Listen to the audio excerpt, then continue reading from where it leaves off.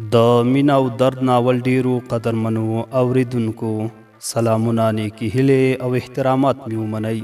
قدرمنو اوریدونکو د مینا او درد ناول لومړی او خوندورې برخې ته مو زه سمیع الله ایوبي هرکلی کوم. دا هم تاسې او دا هم د ناول لومړی برخه. امید لرم چې دغه خوندور له مینې او درد څخه ډک ناول تر پایه پورې راسره واورئ.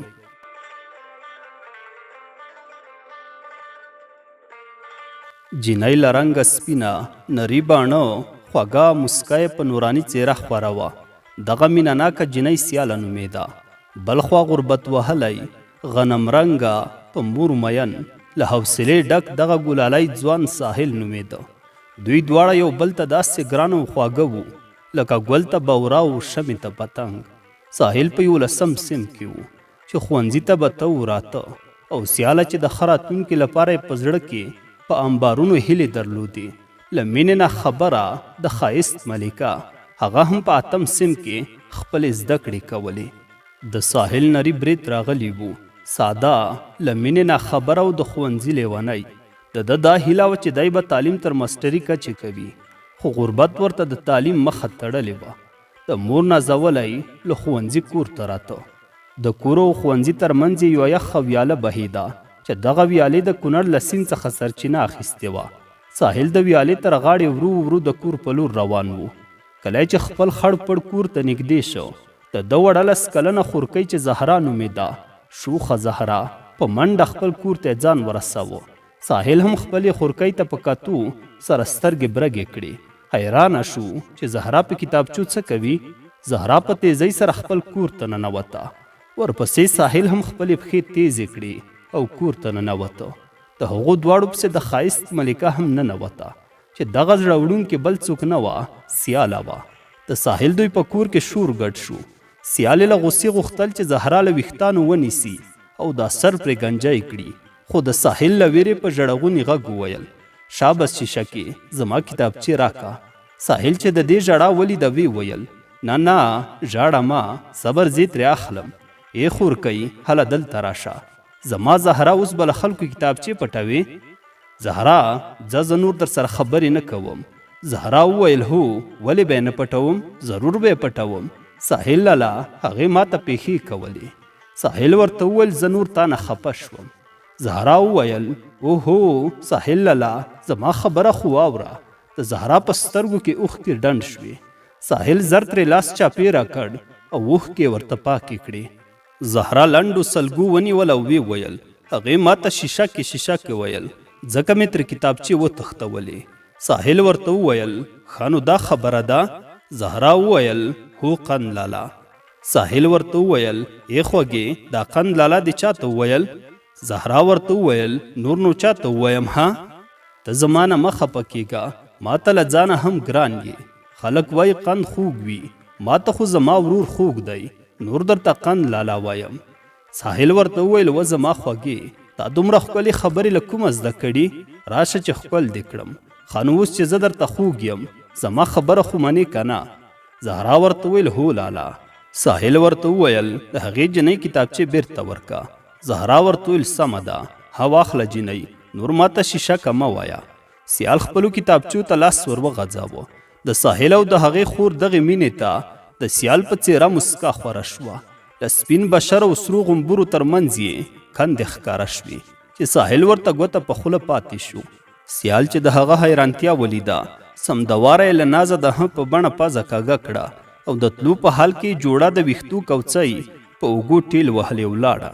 کله چې ساحل نور نازونه یې ولیدل، خوله یې نوره هم وازه پاتې شوه. زهرا سم د لاسه په چپ لاس د ساحل زنه پورته کړه او د هغه خلاصه خوله یې وربنده کړه او وی ویل څه شوي قند لالا، خوله دې ټوله که. ساحل د حیرانتیا له خوبه راویښ شو.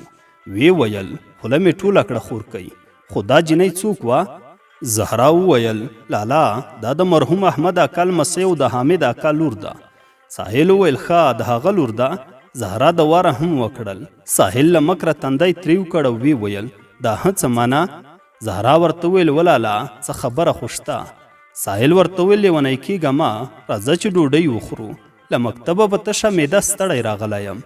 زهرا ورته وویل ښه راځه چې ډوډۍ یخیږي.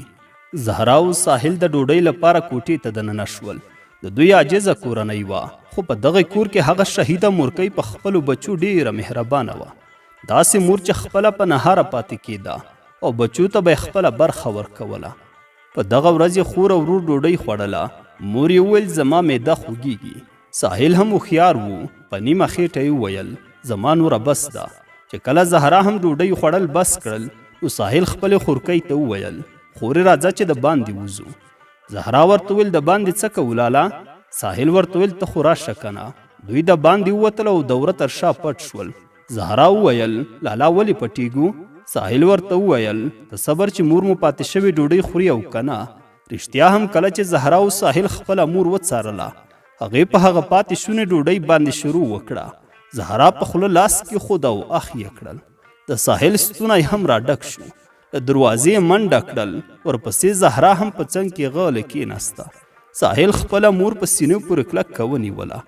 دواړه لاسونه یې ورته ښکل کړل او ورته ویې ویل و مور جانې خیر دی، ته به نور داسې نه کوي چې کله ډوډۍ کمه هم وي نو ته به نهاره نه پاتې کېږي.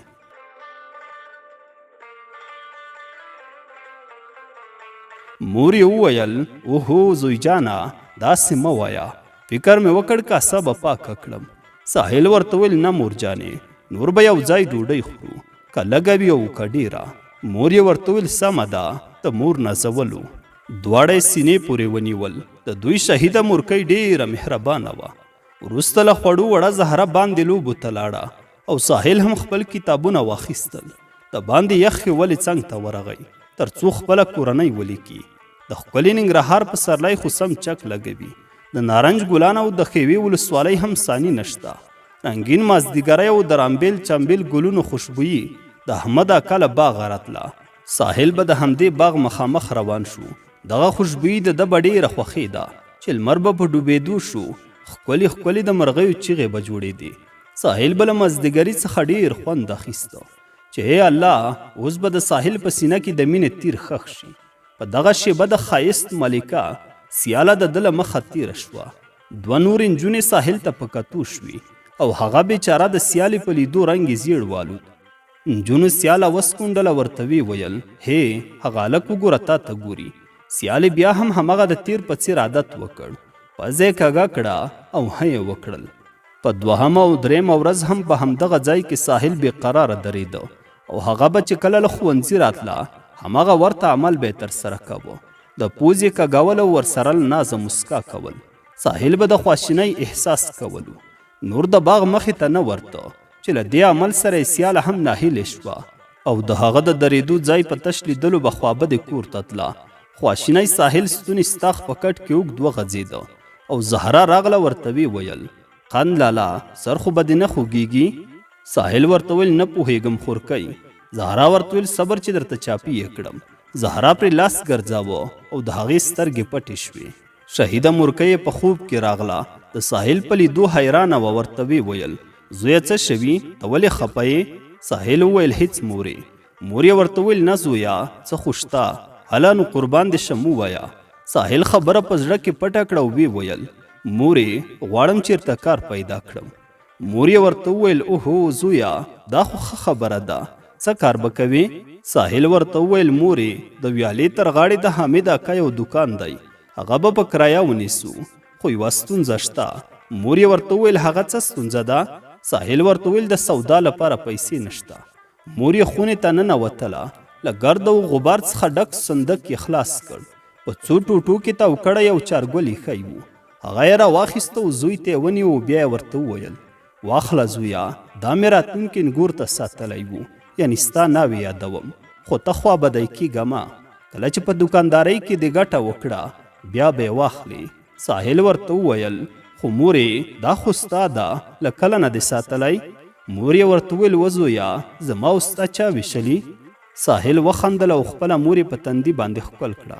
په سبا حامد اکا پسې د هغه باغ ته ورغی. سلام یې وکړ. هغه ورته وویل وعلیکم سلام خیر خو دی؟ ساحل ورته وویل هو اکا هغه دوکان مې په کرایه نیولو. حامد اکا ورته وویل سمه ده خو د میاشتې 200 کلدارې درنه اخلم. ساحل ورته وویل سمه ده اکا، سبا له خیره ځم ښار ته او سودا پکې اچوم. ساحل د څو ورځو په جریان کې دوکانداري جوړه کړه. سهار به ښوونځي ته تلو او ماسپښین به دوکانداري کوله. ده ته مصروفیت پیدا شو او سیاله به هم هغه ځي ته بار بار ورتله. په کوم ځای کې به چې ساحل درېده، ساحل هم په دغه ورځو کې به ډېر ستړی کېده. ناوخته به کور ته راته، ډوډۍ به کله خوړله او کله نه. سیده به د خوب ځای ته رسېده او ویده کېده به. مهربانه مور به د ده تر څنګ کېناستله او پښې لاسونه به یې ورته غوړول او ساحل به په دروند خوب ویده کېده. کله به چې ویده شو، د هغو مرغیو سندریزو زمزمو د ده په غوږو کې شور جوړاوه. سهار وختي به چې کله د دوکان ور خلاصاوه، د رامبیل چامبیل ګلونو خوشبويي به دی ځان ته راکاږه. لږ شېبه به باغ ته مخامخ کېده، بیرته به خپل دوکان ته ته. مازدیګری شو، په ویالې کې اوبه تیزې او مستې روانې وې. ساحل د اوبو په لیدو سره باغ لوري ته روان شو. په دغه باغ کې هر مازدیګر د بل لمونځ کولو. په دغه باغ کې چې کومه خوشبويي وه، هغه به دته د سیال یادونه په ګوته کول. بیا د باغ په لور روان شو او 10 لمونځ یې وکړل. دواړه لاسونه د کائناتو مالک طلب کړل او داسې وویل: ای خدایا، دا په ما څه چل شوی؟ خیر دی، ته نور ما مه ځوروه. ساحل په دعا کولو بوخت و. خدای نه خبره وو چې د باغ تر شا د سیال کور هم دی. هر مازدیګر به هغه باغ ته هم راتله. سیال چې کله راغله، ساحل په جای نماز ناست و. دعا ته یې لاسونه لپه نیولي وو چې سیال پرې غږ وکړ: هی واوره، له څه وخته درته متوجه یمه، ته دا دعا ځان ته کوې او که ټولې دنیا ته؟ ساحل په رډو رډو سترګو هغې ته وکتل. په چپ لاس یې خپل مخ وواهه. هغې ته یې وویل: خوب خو به نه وینم؟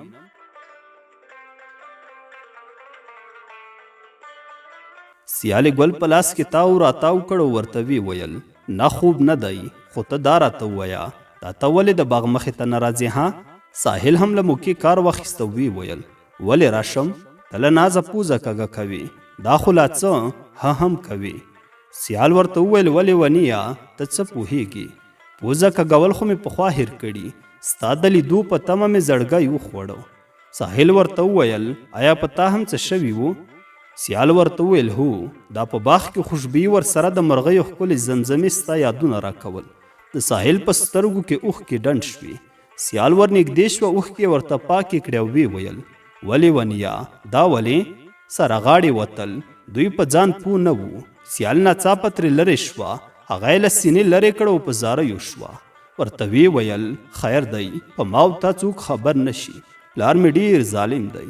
ساحل په آرامه لهجه وویل: آرامه اوسه، د خلکو ولې پروا کوې؟ سیال ورته وویل: بیا هم څه پته نشته. ساحل ورته وویل: وګرانې، زه خو تا خپل ژوند ګڼم او تا سره مینه کوم او تل به در سره اوسم. سیال ورته وویل: زه هم تا سره ډېره مینه کوم، خو پلار مې په ماشومتوب کې زه بل چا په نوم کړې یم. ساحل اخ کړل: دا څه وایې؟ خیر دی، ووایه چې دا دروغ دي. هغې ورته وویل: دا رښتیا دي ګرانه. سیاله په ژړا شوه. ساحل ورته وویل: خیر دی، ته مه خفه کېږه، د وخت په تېرېدو سره به هر څه سم شي. خو بیا هم سیالې په ژړغونې څېره کور ته لاړه. ساحل خواشینی دوکان ته لاړو. سیاله دروازې سره ولاړه وه، خپلې اوښکې یې پاکولې. مشر ورور چې میون نومېده، هغه له خپل پلار نه هم ډېر قهرجن و. خور سره مخامخ شو. ورته ویې ویل: ته ولې ژاړې؟ سیالې له ویرې وویل: هیڅ، په باغ کې مې سترګو کې د توت پاڼه ولګېده. میوند خبره ګونګه کړه او د سیال څارنه یې پیل کړه. هغه ورځ تېره شوه. په سبا یې سیال خپلې نیا کره لاړه. دلته ساحل د هغې بېلتون ناهیلی کړی و. د ویالې تر غاړې روان شو. په همدغې ویالې د سیال د راتګ لار وه. ساحل په دعاو کې سیال یاده کړه. ویې ویل: یا الله، ته خو نن یوه معجزه وکړه. زما سیاله زما مخې ته راوله چې الله تعالی یې کوي، بیا نه ورځ ګوري او نه هم شپه. په دغه شیبه سیاله د خپلې وړې خورکۍ سره د کور په لور روانه وه. ساحل اخ کړل او له خدایه ډېر شکرګزاره شو. د یوې شیبې لپاره خو د یو بل په دیدن نه مړېدل. بیا د دوی ترمنځ ګیلې شروع شوې. دوی په لار روان وو، په نورو یې د ړندو ګمان کولو. سیال غږ کړل: ای واوره، لږ ورو ورو ځه. ساحل خپل قدمونه ورو کړل. زر یو 2 قدمه سیال ورنږدې شوه او د ساحل په اوږو یې سر کېښوده. له ولې یې ونیوه او ورو ورو په ټالیو ورسره روانه شوه. ساحل ورته وویل کاش دا لاره تر کونړه اوږده شي، همداسې پیاده به دې تر کوره ورو ورو ورسوم. په لاره کې یو کس دوی لیدلی وو. سملواری میوند ته شیطاني وکړه. کله چې میوند کور ته راغی مور ته هر څه په ډاګه وویل او سیاله ډېره ورټله، خو په پټه د دوی د خپلې مینې تار تړلی وو. د دوی مینه دومره زیاته شوه چې په یو بل باندې د مینې نومونه کېښودل. اوس د دوی دواړو ترمنځ یوه پرېکړه داسې وشوه چې سیال به ساحل ته ساحل نه بلکې له مینې به ورته ګلاب وایي، او ساحل به هم خپلې ګرانې ته سیال نه بلکې هیله به ورته وایي. ساحل له سیال یې وپوښتل ته ولې ماته ګلاب وایې؟ سیال په جواب کې داسې وویل هغه ځکه چې زموږ په باغ کې د ګلاب ګلونه ډیر دي او د دغو ګلونو په لیدو ته مې یادېږي، نو ځکه درته وایم، او زه غواړم چې د دغو ګلونو تازهوالي کې تا وګورم او ګلاب درته نارې کړم. دغو ګلونو ته به هر مازدیګر اوبه ورکوم تر څو مړاوي نه شي. له دغو ګلونو له جملې څخه ته هم یو ګل یې او عمر به د ګل کېدو ته پرې نږدم. او دا بیت یې ولوسته: شمې په لاس کې ګرځوم تا یادوم ګلابه، شمې په لاس کې ګرځوم تا یادوم ګلابه، رڼا به تاله درکوم ای د بهار ګلابه. ته څه خبر یې د لونګو مقام ته ورسېدې، ته څه خبر یې د لونګو مقام ته ورسېدې، نو پاس په سینه دې زنګوم تا یادوم ګلابه. ساحل ډیر خوشحاله شو، خو سیال پرې غږ وکړ او ورته ویې ویل ته راته دا ووایه تا ولې ماته هیله وویل؟ ساحل د نارنجو ونې ته لاس اوږد کړ، څو ګلونه یې تر راوشکول او په سیال باندې یې وشیندل. بیا یې ورته وویل په قدم قدم قدم مې زړه ته راغلی، په قدم قدم قدم مې زړه ته راغلی، نه اشنا اشنا څه سم مې زړه ته راغلی، په قدم قدم قدم مې زړه ته راغلی، نه اشنا اشنا څه سم مې زړه ته راغلی. کوم بهار کوم پسرلی کړم در په نښه، کوم بهار کوم پسرلی کړم در په نښه، لکه څاڅکی د شبنم مې زړه ته راغلی.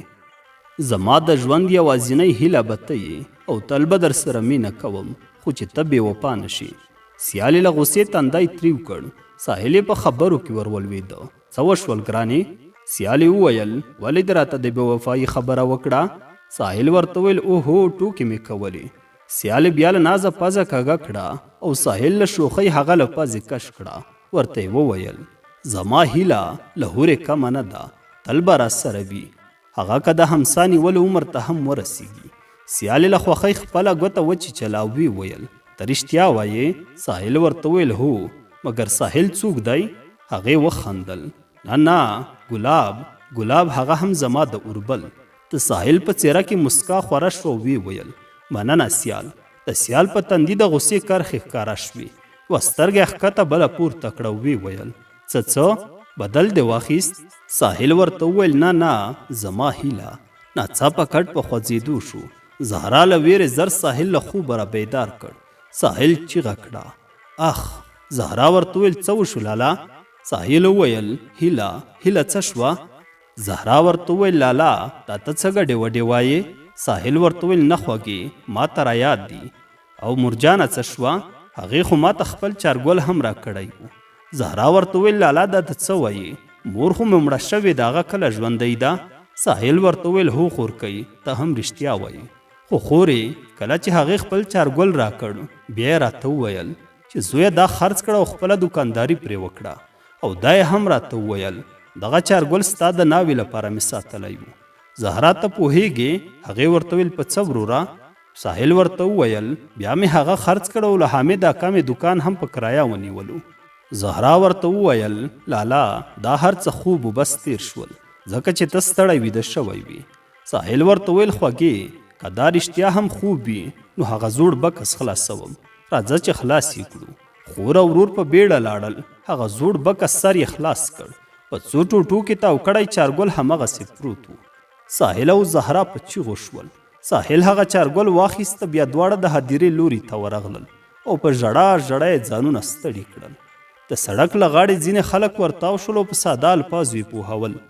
وزویا تاسې ولې هغه ځوروئ؟ هغې ته دعا وکړئ، په عبادت کې یاده کړئ. په دارنګ ژړا سره تاسې هغې ته نور هم تکلیف ورکوئ. ساحل له خلکو په بخښنې سره وویل خیر دی، موږ څو شېبې یوازې پرېږدئ.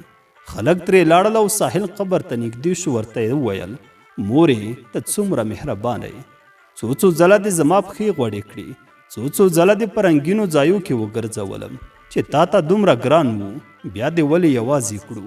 مورجانې ولې؟ د مینا او درد ناول ډیرو قدرمنو اوریدونکو، دا و د ناول لومړی برخه. امید لرم چې د خوښې وړ به مو ګرځېدلې وي. تر بلې برخې پورې مو په لوی څښتن تعالی سپارم. ښاد و آباد اوسئ.